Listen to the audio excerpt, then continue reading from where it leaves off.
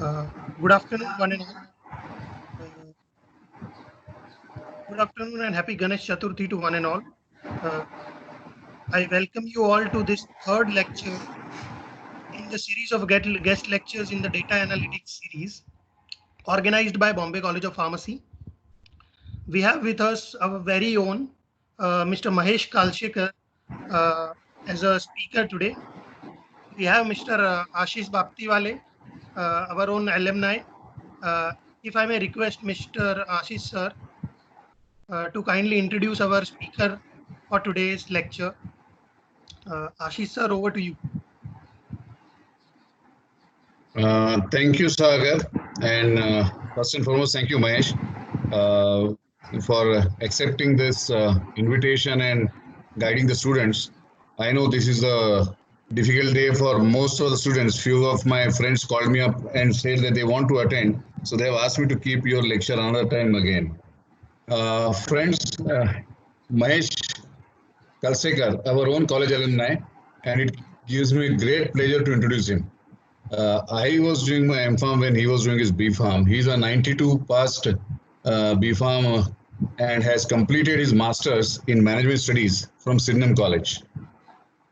He has a good exposure with multinationals, which gave him an edge in understanding the research and how to play with data. Albeit he has not got a formal education, but with his experience, he has literally mastered data analytics and its used in enhancing the business. Let's see how from his experience.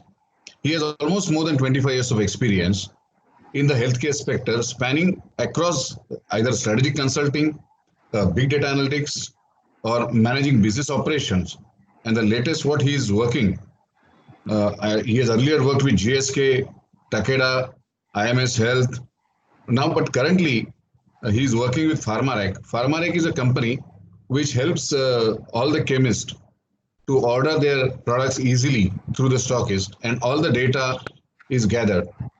Now, this company churns out that data, and Mahesh is helping them a lot as a CCO, Chief Commercial Officer. And he has built a product to service the pharma industry. So the pharmaceutical company can literally go through the data and he gives them insighting so that they can take database decisions and also improve their brand market shares. And I was surprised. I didn't know that such is a big scope that within 1 year he has created a value of more than 5 crore for his own company. So you know what his worth is.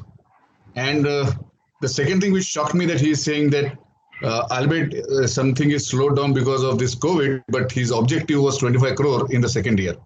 I wish him all the best, and you all can see how data can literally make a lot of money for all of us and also the companies. I will not take much time, and I'll request Mahesh to teach us because he is the person who has not done data analytics but is a master in data analytics as far as marketing, market research, and logistics is concerned. Let's hear to him. Over to Mahesh. Thank you, Mahesh. Thank you so much, Ashish. Thanks for that warm welcome and my introduction. I hope everybody can hear me. I think everybody is on mute, but whoever is not, Ashish, Sagar, you can just confirm to me whether I'm audible to everyone or not. Yes, you are audible, sir. Okay. So what I'll do is I'll switch off my video right now and I'll switch to my presentation, and I will then continue with my communication and the content.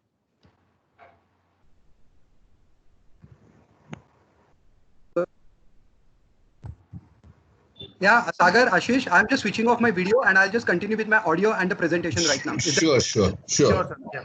Okay, perfect. Ashish, Sagar, thank you so much. Thanks to BCP for giving this opportunity to me to talk to all of you. First of all, I apologize. I start with an apology to you because we were actually conducting this program on Ganesh Chaturthi day, and you are all attending that. I'm very happy to see the number of students attending this program, but apologize from my side.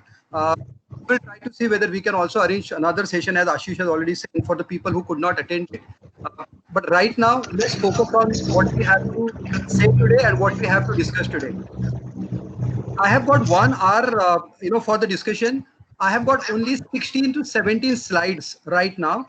My sincere request is for to all of you is to go through the conversation I will take pauses in between as well. I don't want to take a pause only at the end of the presentation. I'll take a pause after 15-20 minutes, and I will try to understand whether you have any specific questions in your mind.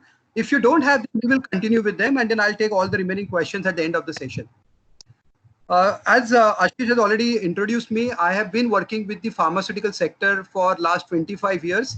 I have worked with companies like IMS or IQVIA for close to 15 years, leading their entire consulting organization, strategic consulting organization, which is all about big data analytics for 6 or 7 years, and then leading this entire big data analytics data business for 9 years. So the kind of experience that I have with IMS, and then I've worked with pharmaceutical companies for 9 years now. This has actually given me enough exposure and experience in terms of handling big data and providing solutions and helping companies to take decisions in their space. In the today's section or session, I'm trying to cover these three specific points. Number one is application of data analytics across areas within pharma commercial space. It is like an overview for all of you. So I will tell you some 6 areas where data analytics are used extensively in the commercial segment of the pharma industry. That's number one. The second one is there are 5 critical success factors for any data analytics project to be successful. So I will just touch upon each one of them. And third one is I have got 5 case studies or 5 examples of the actual work that is done in this section. I will try to do as many as them today. If time permits, all 5 of them. If not, then maybe 2 or 3. That's the agenda, and I'll go through each one of them. First section has got 3 slides, second section 1 slide, and then I've got around 15 slides or 14 slides on the third section with examples. This is a typical growth plan or growth cycle that every pharmaceutical or any company follows in any country. They all start off with launch of a product first, and there is a lot that is done before a product is launched by the company. We call it as that is a new launch strategy and new launch plan. Once the product is launched, we need to build that brand. So this is basically the brand building phase. Once the brand is built, the company starts looking. Sir, excuse me. You have shared your presentation? The presentation is not visible. Yes, yes. Oh, okay. I have shared my presentation. I can see that. Can you share it again? I'll do that.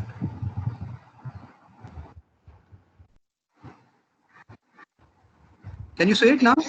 Yes, yes. Now it is coming. Yes, yes. Okay, sorry. Apologies for that. These are the 3 topics that I was talking about.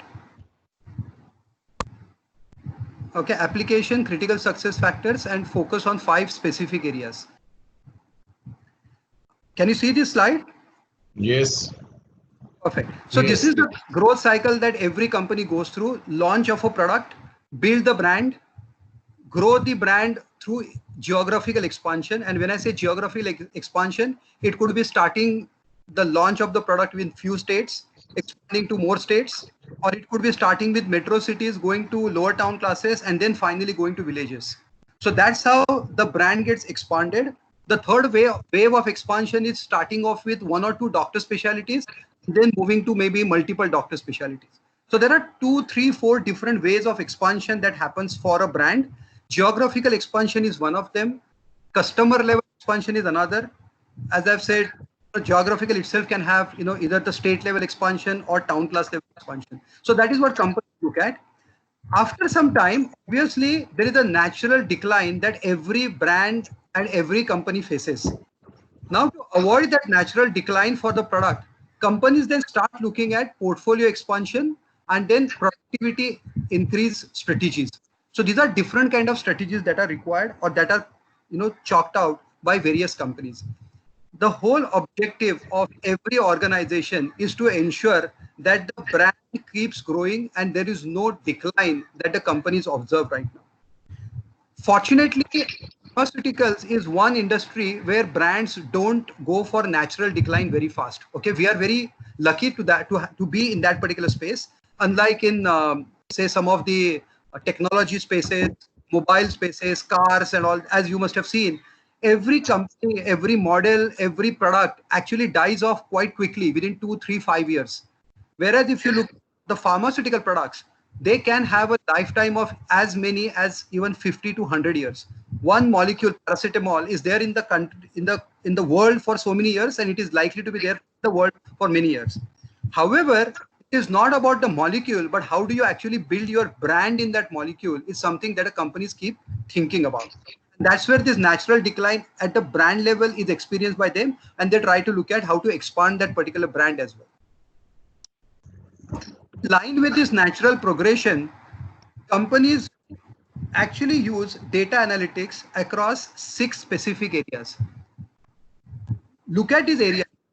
All these areas are in a sequence. Okay, it starts with launch of a product. So whenever a company decides to launch a product, they normally do projects like market access, entry strategies, pricing, and finally forecasting. Forecasting is basically understanding is the market size that is available for that particular product, and what is the size or what is the market that the product will capture. So for example, if the product is entering a market which is currently 100 crores, what will happen to that market 5 years and 10 years down the line? Will it become 200 crores, 500 crores, or 5,000 crores? And what will happen to my brand? Now, if I want a huge number of or a very good revenue for, can I really play around with pricing over there?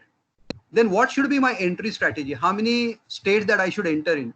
How many field force? What is the field force that I should have in the country? Should I start off with 5 states and I should have like 200 people promoting that product? Or should I go across the country and have 5,000 people promoting my brand? All these are decided at the time of launch, or even we call it at the pre-launch stage. So this is the exercise that is done at pre-launch stage, and lot of data analytics are done using here. I have taken one example of forecasting over here in terms of data analytics just to explain that to you. Once you do the exercise, once your entire strategy is ready, once your plan is ready, then you go for execution. While you go for execution, you actually look at the geographical strategy, you recruit field forces, or you decide to use your existing field forces. You look at optimizing your field force, or you look at expanding your field force. That is where again the data analytics comes into picture. Once you have taken the decision on brand and people, then you go to the customer. So how do you really segment your customer? Now, when I talk about segmenting and targeting the customer, let me focus on doctor as one customer, which is the primary customer of the pharma industry. So how do we really segment the doctors? Should I segment the doctor based upon their qualification?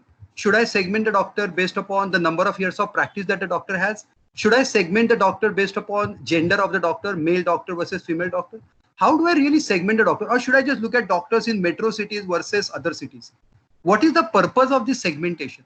So that is, I have taken one full example of explaining the entire segmentation part to you in today's session. Then the fourth one is, once I have got the product, I have got the people, I have identified my doctors, I actually go to the doctors and start meeting them and actually start promoting my products to them. So as a part of that, obviously, I need to have very good in-clinic effectiveness. Now, how do I know that I'm having very good in-clinic effectiveness?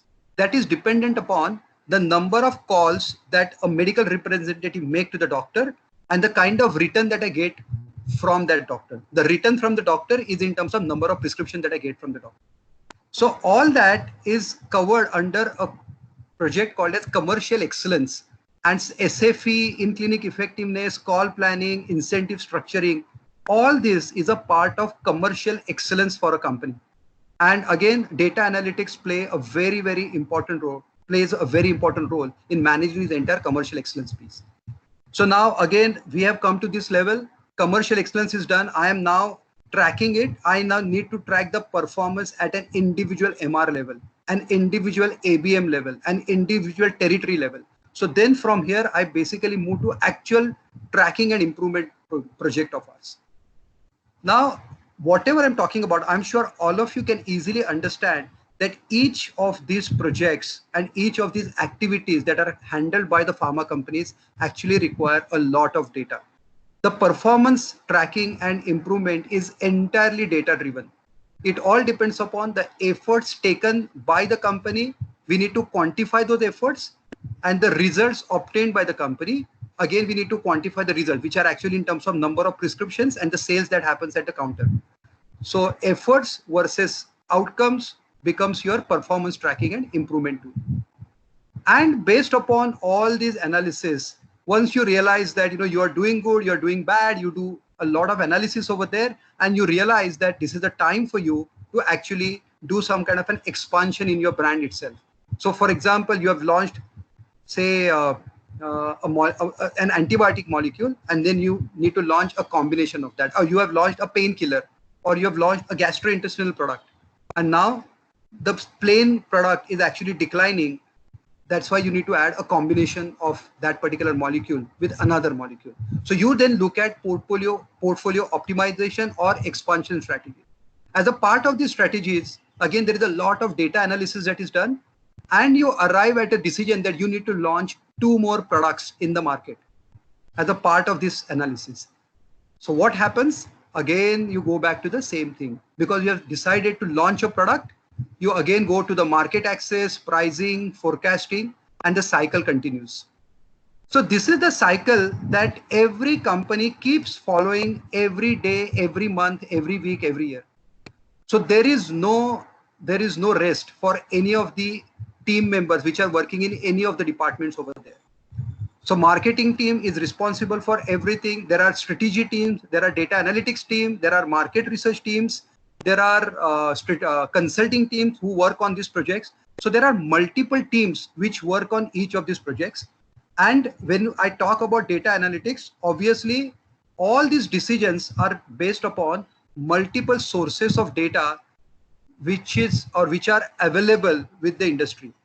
Now, I just wanted to highlight some of the databases to you, and the purpose of this is twofold. One, to tell you the importance of data. The second, to also tell you how complicated it is. You look at the kind of databases which are available to you. You have macroeconomic indicators. What are macroeconomic indicators? How is this country performing? What is the population of the state? What is the population of city? What is the infrastructure development in each of the cities? Then you have companies like my company, PharmaRack, also companies like IMS, which provide sales trends of the product, the competitors, various molecules, therapy areas, the prescription trends, the census data of doctors, retailers, the doctor preference data of various molecules or diseases, the kind of diseases or ailment treated by various doctor specialties. All these databases are available to the pharma companies as external databases. The second one is there are huge amount of internal databases which are available with the companies. What are those internal databases? As we just saw in this SFE and performance tracking, we have sales data trends by brands and geography, which is the internal sales data. Similarly, you have call data. That is the number of calls made by MRs, their campaigns, CMEs, samples given to the doctors, etc., etc. And then you also have financial data, which is COGS, gross margins, net profitability, marketing expenses, and all. To top it up, these are all the secondary databases which are always available. To top it up, you also do primary market research. This primary market research is to primarily find out these are all usage and attitude studies. That is UAU study, that is awareness, usage, and attitude studies. There are studies which are done among retailers. There are studies which are done among doctors, distributors, consumers to find out price preferences, product preferences, molecule preferences, etc., etc., etc. So there is abundance of data available. There is abundance of companies which are creating this data through primary market research or secondary market research. And there are multiple companies which are also involved in analyzing this data and creating insights out of that data. So guys, this is a huge market that we're talking about.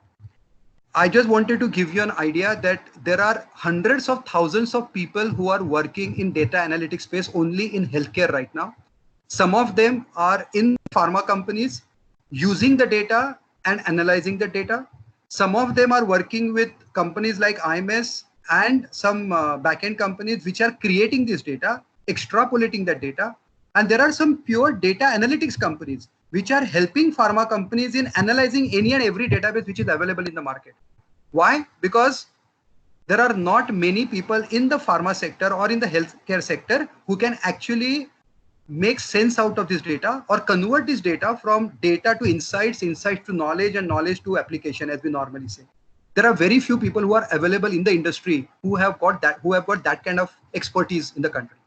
So obviously there are companies which are building different kind of expertise right now, and that's exactly what I wanted to share with you.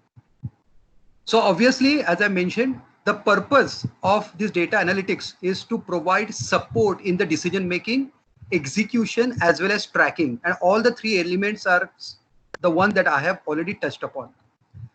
What is the purpose again? If I have to just break it down into small individual line items, actually moving away from gut-based decisions to fact-based decisions. That's the most important thing. If you go to pharma industry, there are a lot of people, and Ashish and Sagar have interacted with a lot of them. Ashish has got extensive experience in pharma industry.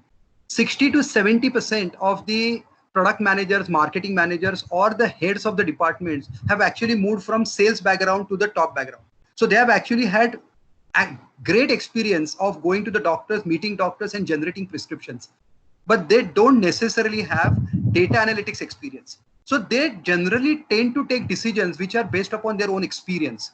That experience is also data. Please remember that, because that's a data of 25 years, which is getting churned out in their head. But again, if that is clubbed with bias that the people have, then the data becomes only gut-based and not fact-based.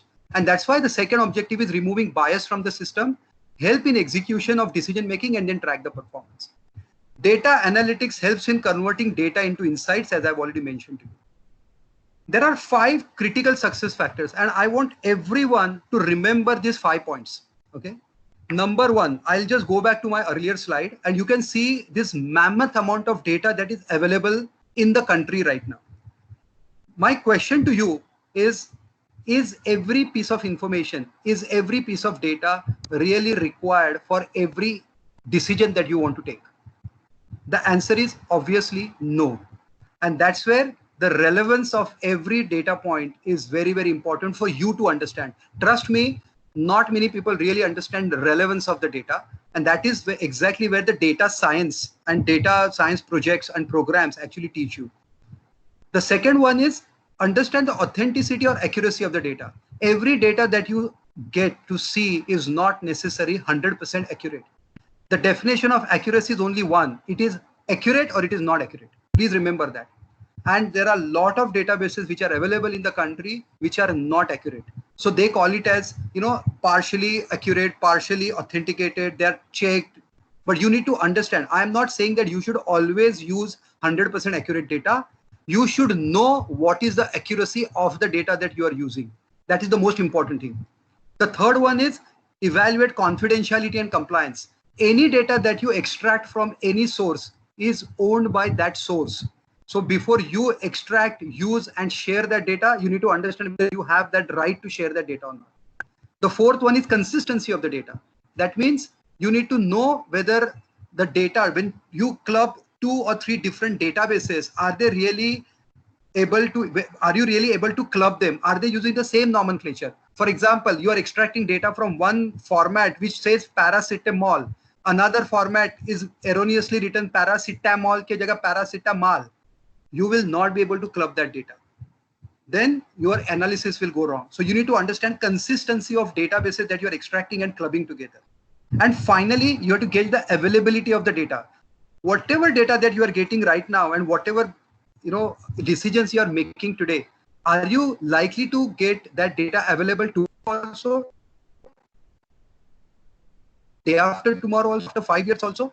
If yes, then you can use that data consistently. Otherwise, it can be just a one-time project and you have to stop it. So these are the 5 very, very important levers, as we say, or critical success factors for data analytics.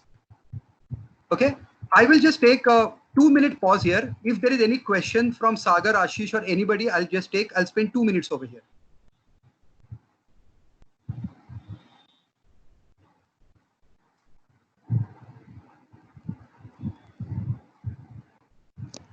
So can I raise a question on behalf of audience? Please. So you just mentioned there is primary market survey and secondary market survey. So what is that and how is it done? Okay, so primary market research is actually going to a specific audience or a respondent, executing a questionnaire, asking questions to the person, collecting the data, coming back and analyzing the data. That is called as primary market research. Primary, that means this person is primary contact of yours. Okay. Secondary data is something that you have not gone and collected from the market. That data comes to you. So entire IMS data that most of the people use for analysis of market, that IMS data, PharmaRack data, CMARC data, which is the prescription trend data, these databases are considered to be secondary databases. Similarly, government census data, government infrastructure data, doctor census data, these are all secondary source data where you are personally not going and collecting any data. Thank you, sir. So shall I move?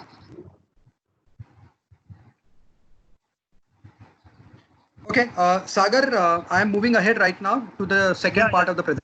Yes, sir. Yes, sir. So now, after talking about the data analytics part of it and the application of the data in the sales and marketing functions or the commercial function, I have just taken 5 examples. There are 25, 30, 50 or hundreds of such examples which are available with me, and I can talk about any one of them, but I have just picked up 5 very, very critical ones or important ones for the pharma industry. Number 1 is, how do we prioritize a doctor specialty for your brand? Now it's a very, very simple question. Okay, if I am launching a molecule, which doctor specialty should I go to? And now I will really talk about the importance of data analytics over here. So if I ask this question to any pharmacist, if I ask this question to any product manager from the pharma industry, or anybody who does not know data analytics, then they will say, any doctor who gives me maximum prescription share, he is the most important doctor for me. Okay. Obviously, my data from various sources says that all general practitioners put together give me 30% of the prescription, consulting physicians give me 25%, gynecologist 20%, gastroenterologist 15%, and general surgeon 10%. So obviously my entire focus will be on GPs and consulting physicians, because almost 55% of the market is with only 2 doctor specialties. It's so simple, right? But obviously it is not simple. Now look at additional piece of information. Now if I tell you that there are 3 lakh general practitioners who are prescribing this particular molecule, as against only 4,000 gastroenterologists prescribing this particular molecule, and that's why every gastroenterologist is currently writing 120 prescriptions per month, whereas every general practitioner is writing only 3 prescriptions per month. Now what happens? Your decision changes. Now suddenly you start looking at gynecologists, gastroenterologists, and general surgeons being more important doctor specialties. Correct? Now I give you another piece of information. Now I say that, okay, this is fine, this is individual doctor, but let me tell you that if I approach a doctor, any doctor, how many doctors are currently prescribing that product? So if I look at the universe of doctors, okay, out of the entire universe of consulting physicians, 60% consulting physicians are prescribing that product, 95% of gastroenterologists are prescribing this product, and 70% of general surgeons are prescribing this product. So now suddenly these doctor specialties become important for me. But then I tell you that among the trends, what is the trend? That means as compared to last year, who doctor prescription. Then I come back to again gastroenterology saying that they are also growing the prescription. Wow, that means gastroenterology is the most important doctor specialty for me. And though gynecologist is also very good, there is a clear-cut decline in the prescription, which means that this gynecology as a segment is definitely moving from this molecule to some other molecule. Reason could be many, but this is what data indicates. So it is important for me to focus on doctor specialties which are growing very fast. This could be 10% growth here, 5% growth here, and 10% among consulting physicians. So now with this analysis, I now come to gastroenterology as my important doctor specialty. Does the analysis ends here? Not necessarily. I'll give you one more piece of information. What is the duration of treatment for which this particular product is prescribed, whatever that molecule is?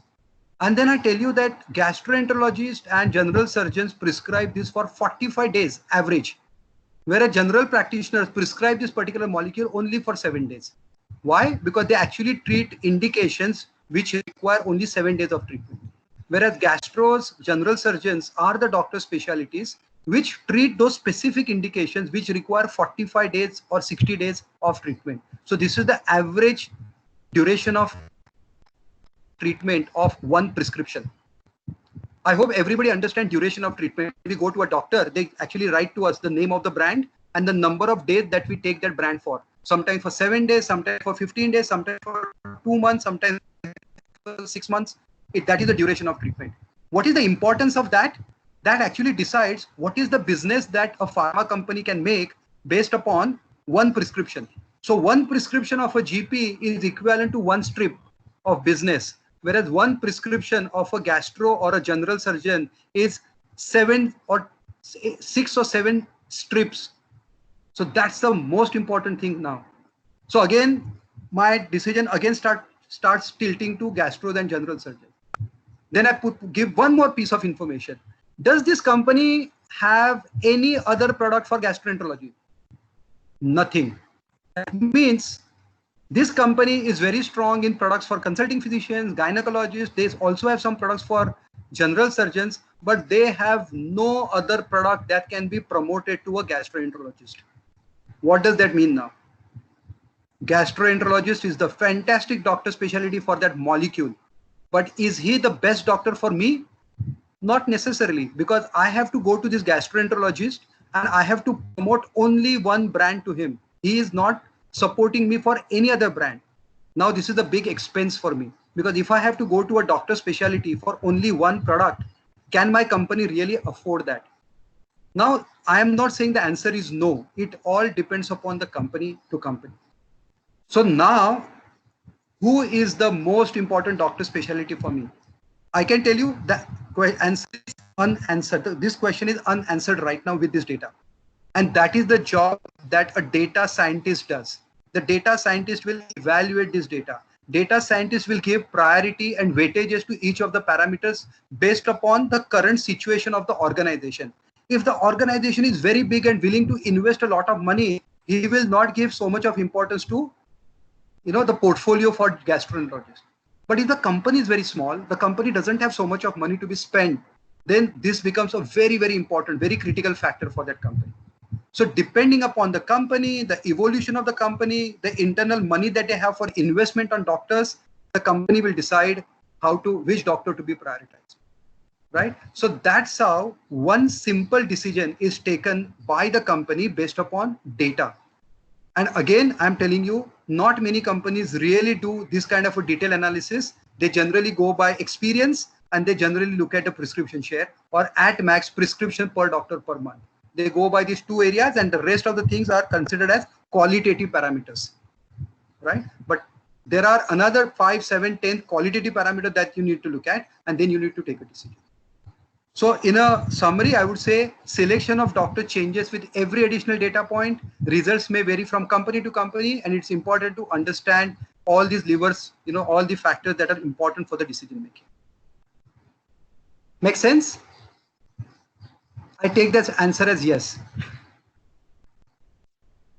This is just one example of data analytics in identification of one very, very simple question, that is prioritization of the doctor. Let me take a very complicated example of segmentation of doctors. Now, I have actually tried to explain this in a very, very simple format. So you may see this as a very simple exercise. However, this is one of the most complex exercises that data scientists do in the pharma sector. What is segmentation?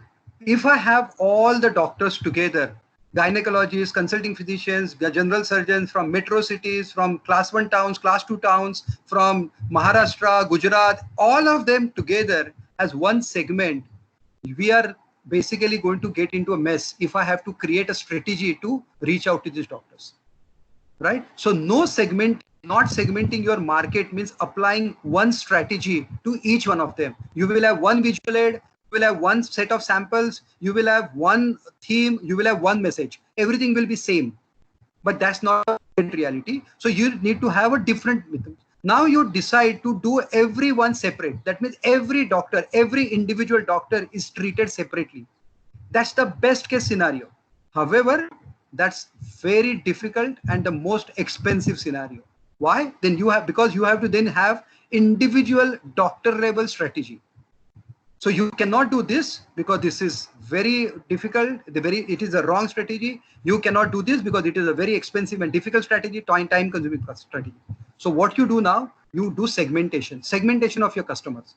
So what segmentation is basically grouping of customers using some specific criteria.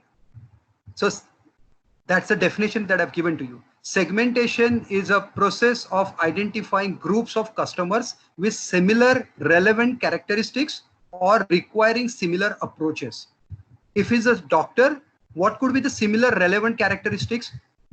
This one segment could be all gynecologists together from all metro cities together. Since it's a gynecologist, maybe all male gynecologists in one segment and female gynecologists in another segment.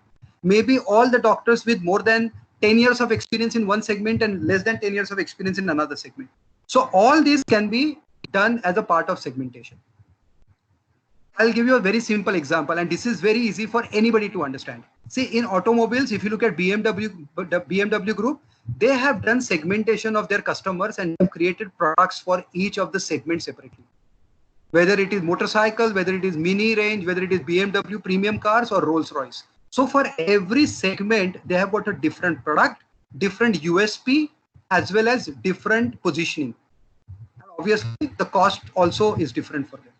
Similarly, if you look at Futures Group, they have got Big Bazaar, Food Bazaar, Central, E-Zone, Brand Factory. Each one of them has got a different positioning in the market. Third example, Taj Group, excellent example of creating value propositions for different segments of Europe. They have got luxury hotels, this premium hotels like full service hotels, very, very expensive. On the other hand, they have Ginger Group. Now, Ginger Group is, they starts at something like 2,000 rupees per day, which is unheard of in Taj segment. But obviously, Taj delinks itself from Ginger brand itself. It just calls it a Tata Enterprise. So Taj remains as Taj Luxury Hotels. Ginger is a Tata Enterprise, but they have products for every segment, and that is exactly what companies also do. Create segment, normally using some volumetric analysis, which is our Pareto principle. As you know, 20% customers give you 80% of the business. The most important question for you is, how do you identify those 20%? Or in pharma industry, we don't call them 20%, but we call it 40%. How do you identify those 40% customers who give you 80 to 90% of the business? That's the most important thing that is done as a part of this segmentation. And for that, we use market value, market potential, performance, and lot of psychometric parameters also, adoption curves, loyalty, payer influence, practice type, practice size, etc., etc. These are all parameters that are used to create this entire segmentation model. Who does this segmentation modeling exercise? A data scientist, right? A data scientist does this modeling exercise. How does he do that? Number one, he understands the relevance of each of these parameters for the decision to be taken. He knows all the statistical techniques for using these variables. And then he also understands to some extent what is the decision that needs to be taken for. Data scientist creates that. And that is exactly where the role of people like you comes into picture. And finally, you have something like a complicated model of segmentation where the companies can take a decision in terms of which segment that the company should focus upon. So this is a actual example that I have picked up for a bipolar disorder. So for a bipolar disorder, we did a lot of behavioral analysis using patient data, behavioral data, demographic data. We did some primary market research data. And then based upon combination of all that, we created groups of doctors, which could be termed as early adopters versus late adopters. Within that, we broke them down into light users versus heavy users. And then we went back to the companies. And this is when I was a part of consulting organization. And we went back to the companies and we told them that these are the different segments. And then these are the areas and different segments that the companies can focus upon. And this is exactly what, so we told them that, these are the segment 4, 5 could be one of the best segments. Segment 4 could be one of the best segment for them. And they should focus on that. And once you identify the segment, you know where these doctors are, because you have already, club these doctors or segmented those doctors. So you know who that doctor is and how to treat that doctor. So that is the second example. The third example is more about using internal data. In interest of time, I will actually jump to the fourth example. This is one of my data scientist.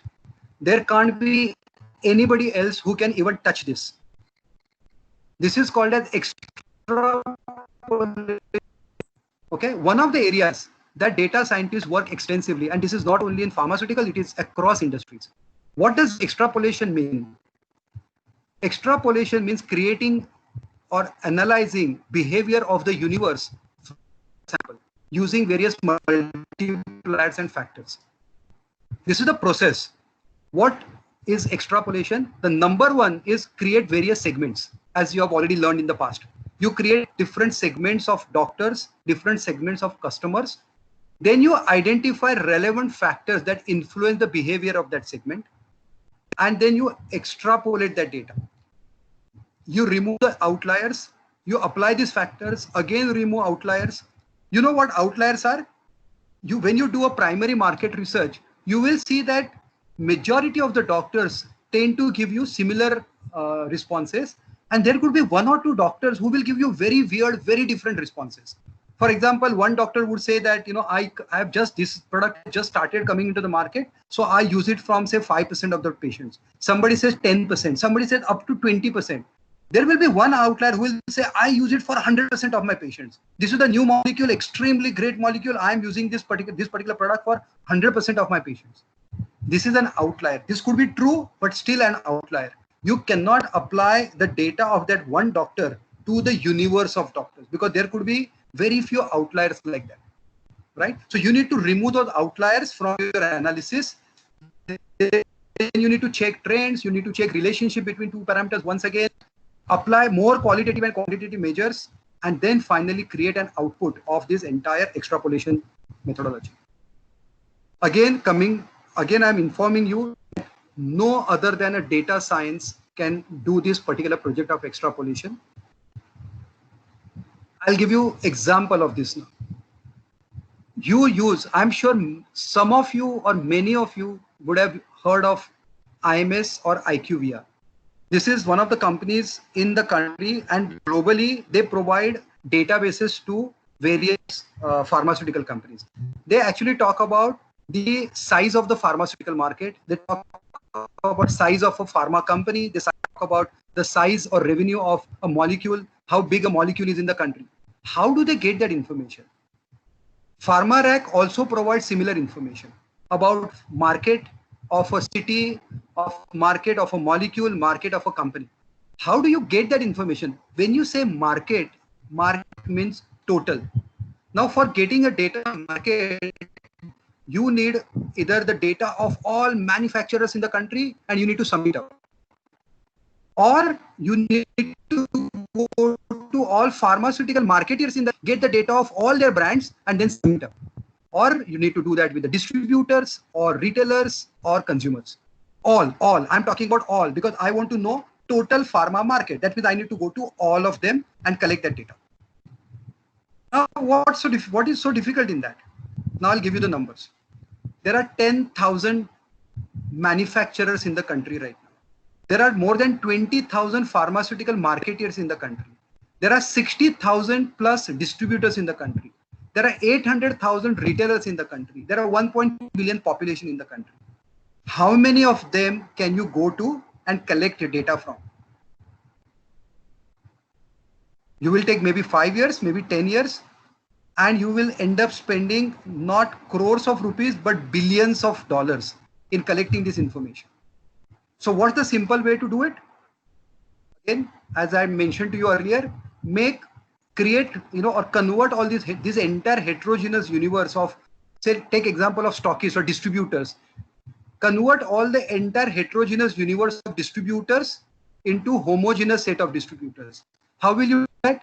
Use filters of city or state, size of business, number and types of companies that they manage as clients. Are they hospital distributors, OTC distributors, pharma distributors, generic distributors? Create universe and then break that universe to homogeneous sets or homogeneous segments, and then pick up a very small sample from each one of them. Assume all the distributors in the country, which are all hospital distributors in Maharashtra, in metro cities of Maharashtra, which are only Mumbai, Pune, Nagpur, and Nasik. The big metro cities. That's the universe that I talk about. Then suddenly that universe becomes, say, 500 distributors. Then I pick up only 50 distributors from there. I don't need all 500. I pick up 50, 60 distributors and I extrapolate that data. That means I expand that data of 50 distributors to 500 distributors. And then I get the total market of that segment. So once I get market of that segment, I slowly start creating markets of other segments, and I then sum up those markets to come up with the market value. That's the kind of exercise that we do. Not very easy for me to explain in 1 hour's time, not very easy for you to understand everything in 1 hour's time. But this is done only by data scientists. So what they do is they draw samples, they empanel distributors, they collect their purchase and sales data every month, extrapolate from sample to universe, remove outliers, check data for aberrations, trends, clean data, finally created and provided to the clients. These are various steps that are done by the data scientist. Sagar, how much time do we have now? Sir, we can continue, I think, till we have 5 minutes. Yeah. Okay, so I will take, this is the last example of forecasting now. This is again another area. So there are, remember, segmentation, the extrapolation of data and creating databases, and forecasting. These are the very, very important areas for the pharma industry, and these are very, very important areas for data scientists. So when we talk about forecast, what does that mean? Forecasting means predicting future of a brand that you are planning to launch in the market. So if you're a product manager or if you're a marketing manager and you are given a task of finding out what will be the revenue that you will get at the end of 5th year of launch of a product, how will you get that? It's not very easy. So you need to do a lot of analysis of databases which are available with you.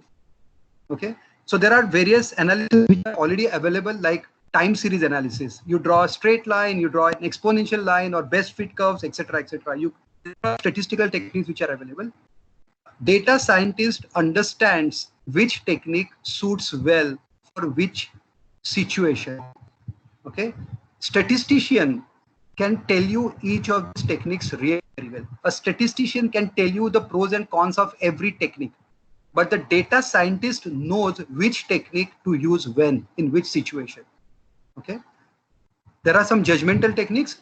One of the most important techniques that are used by strategic consultants like McKinsey, BCG, IMS, PharmaRank is event-based probabilistic forecasting. And now I am not going to explain this in detail, but I'm just going to show this slide. This is the last slide of my presentation, right? And I wanted to end my presentation with one of the most complicated slides rather than a very easy slide. This is a work done by data scientist. Okay, the data scientist has created a workflow to arrive at a forecast that is total XYZ value sale at the end of the year and end of 5-year period. This is what a data scientist has created from level 0. Level 0 is there is nothing that is available with him. So data scientist starts off with collection of data first. So Indian population. Now, even before he starts collecting the data scientist will understand what data to be collected, which has got relevance in terms of arriving at these value sales. So then he says that, okay, Indian population data is very important because we need to understand how many patients can be affected by this disease and how many patients will be using my product. So I need Indian population data.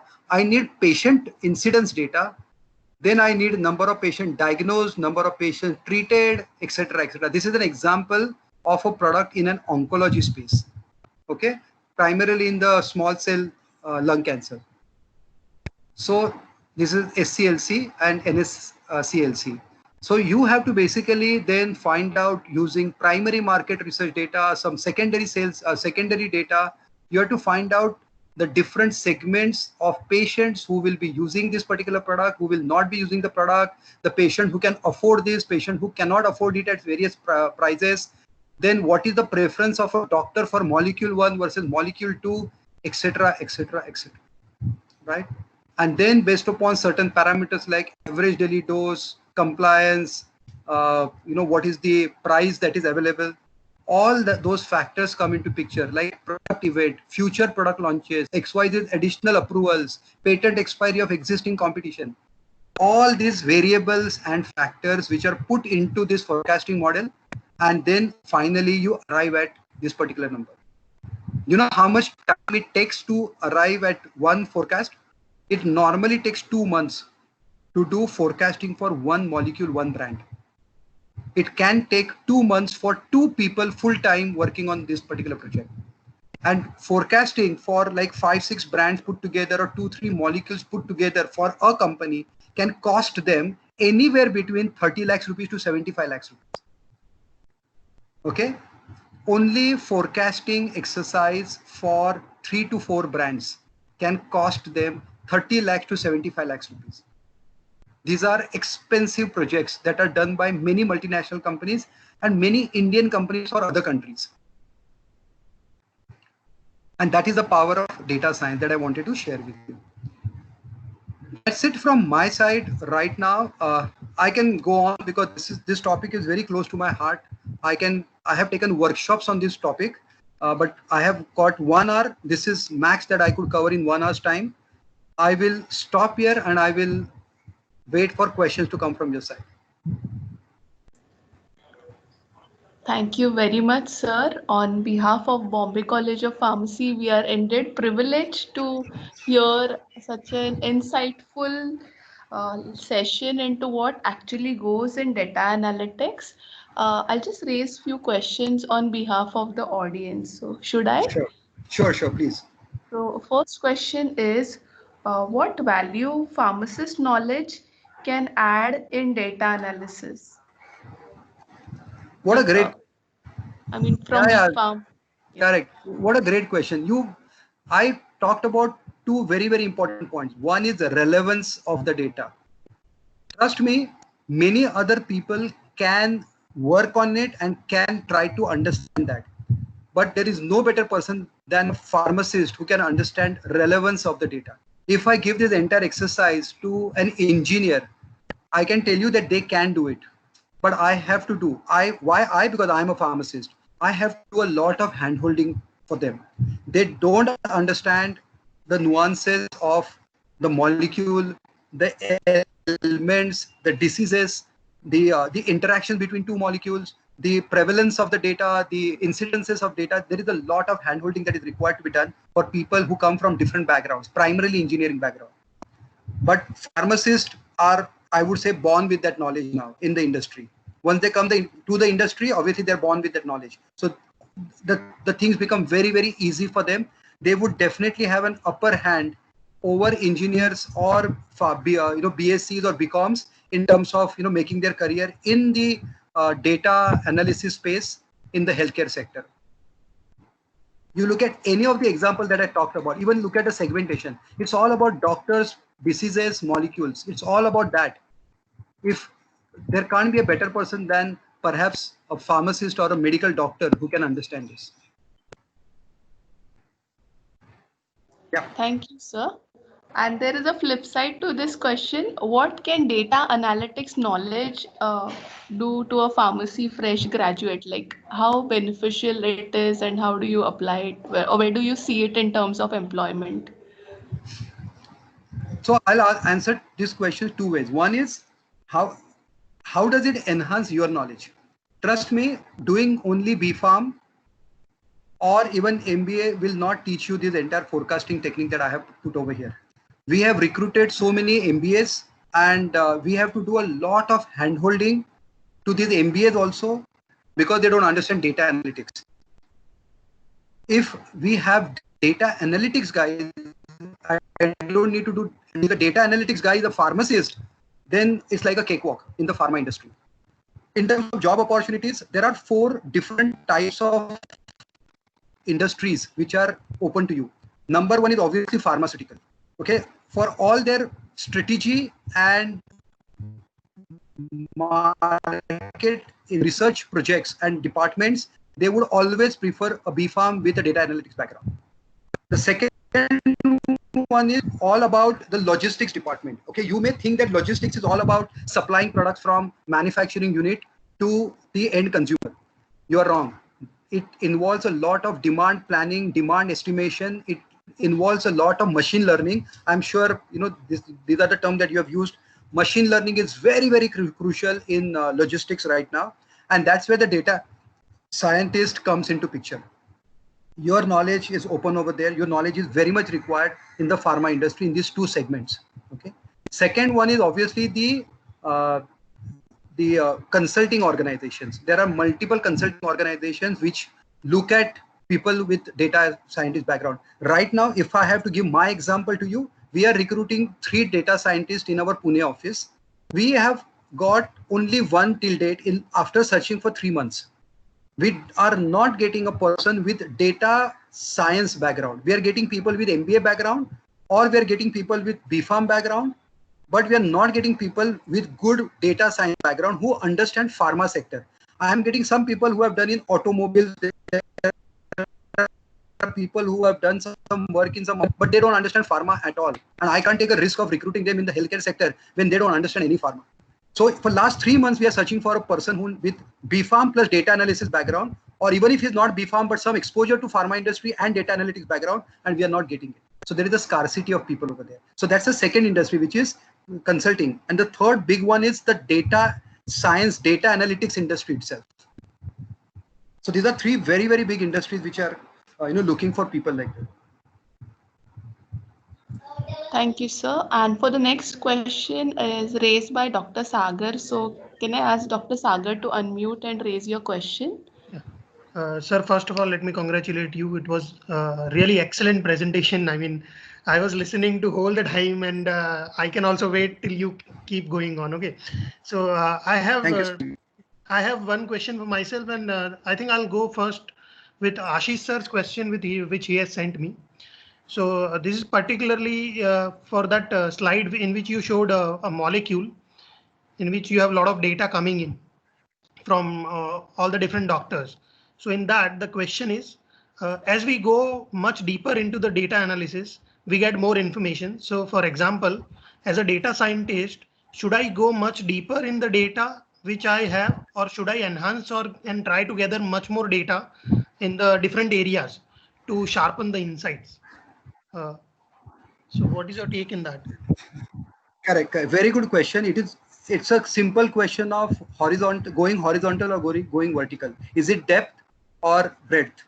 And there is no direct answer. Let me also tell you. It all depends upon the genesis of the exercise or the project that you are talking about. Every situation demands a different kind of an analysis. So for example, I am talking about identifying which is the important doctor specialty for me. I know there are 6 or 7 parameters that I need to go to. I can focus on all those 6 or 7 parameters. Whereas if I have to do some forecasting of a molecule, trust me, there is no limit to the depth of the information that you can go to. There is absolutely no limit. What I have presented, can you see this slide on the screen right now, which I have presented, the last slide of my presentation? Yes. This is still not the depth. I can tell you, there are 6 or 7 such flowchart that I have for one project, 6 or 7 flowcharts.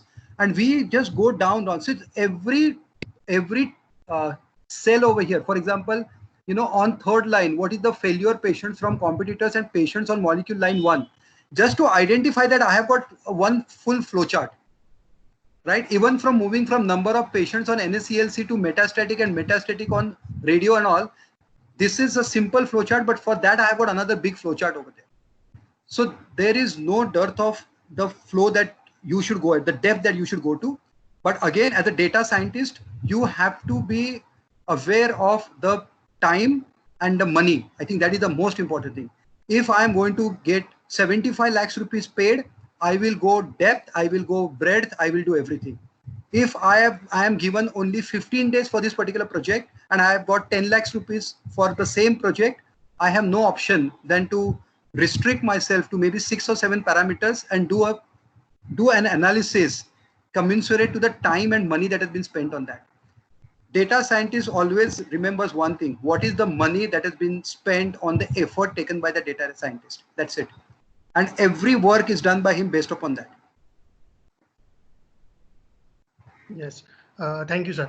One more question I have personally is, like, as we start collecting this data, like for example, from any of the sources, we start collecting the data, and when we are analyzing this data, like, are there any methods to identify any false responses, like, or false data? Another good question. So this is primary. This normally happens in a primary market research. Yes. Yes. So we actually, so every intelligent market researcher always puts 1 or 2 googlies. You understand googly in cricket, right? So what we normally do is, wherever we think that a question is likely to be very critical and the response from the respondent is very critical for those 3 or 4 questions, there are always some googlies put later on in the questionnaire. So what happens as a part of that googly is that if the respondent has answered one or given one specific answer, for example, how many patients of say metastatic coma that you have treated in last say 1 month, and he says say 25 patients, there will be another question, maybe after 10, 15 or 20 questions, there will be another question which will also say that what is the total number of patients of lymphoma that he has. And he says, in total, I have treated, say, 60 patients. You will easily come to know that he has lied either on second question or first question. Because in first question, he said 50. You cannot have specific metastatic lymphoma treated with this particular molecule, which is like almost 90%. Right? So these are some goals that you actually define. Second one is based upon the experience. Okay, there are always characteristic traits which are defined for population. Now I can tell you, there are, don't get me wrong, and I am not biased by religion or geography, but there are certain areas like say Delhi, where you go to a doctor and you ask him, how many patients do you treat every day? If the doctor is treating 100, he will say 150. Okay, they generally extrapolate their responses to show off. Okay, and it's not only Delhi, but there are some traits in some regions. Whereas you go to some other regions, there are doctors who tend to play a different ball game altogether. They will give you very mediocre responses, and there are some doctors who will give you. There are some areas where doctors will always give you realistic responses. So based upon such back-end project that have already been done, there are normalization factors that are created by market research agencies, and those are also applied on the final end results. Okay, thank you, sir. I request if any one of the students have any questions, they can unmute themselves and ask the questions now.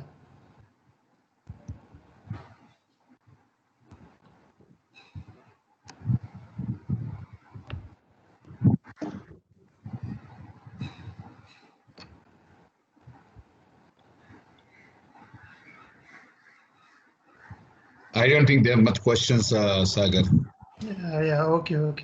Okay. Let me ask one question to the student. They can at least unmute and answer my question.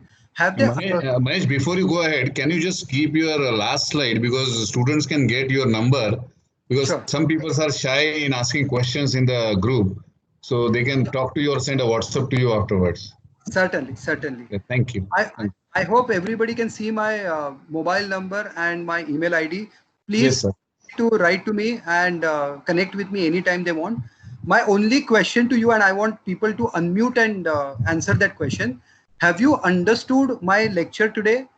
And if yes, or if no, please tell me, have you not understood, or what have you understood? Maybe just one line question or answer that you can give to me. I will request everybody to unmute and answer that question, yes or no. And have you understood the importance of data analytics in the business?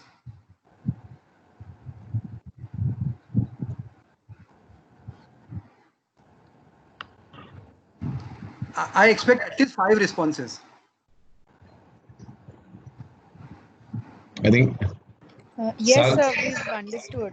Yes, sir. It was a great session, sir. Okay, great. Okay, then Ashish, if there are no more questions, then let me know how to proceed now. Yeah, I leave it to Sagar now. Yeah, okay. Okay.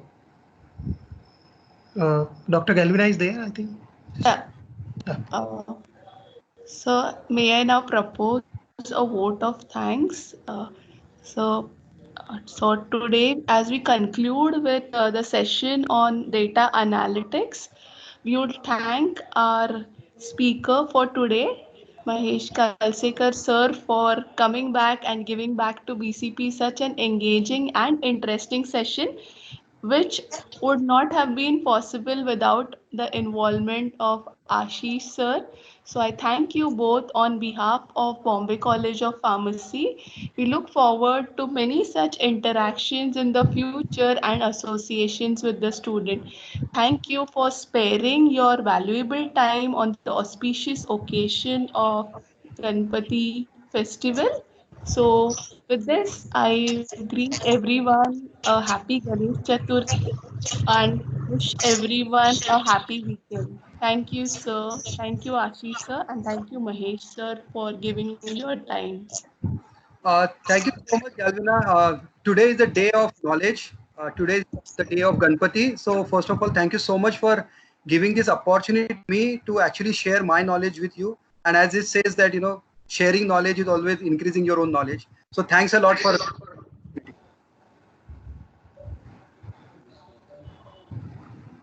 Thank you very much, sir. Thank you, Thank Ashish you. sir. So See you. with Thank this, you. we'll be dropping us call for the session today. Thank you, everyone, and have a nice weekend. Thank you. Thank you. Bye. Thank you, sir. Thank you, ma'am. Thank you, sir.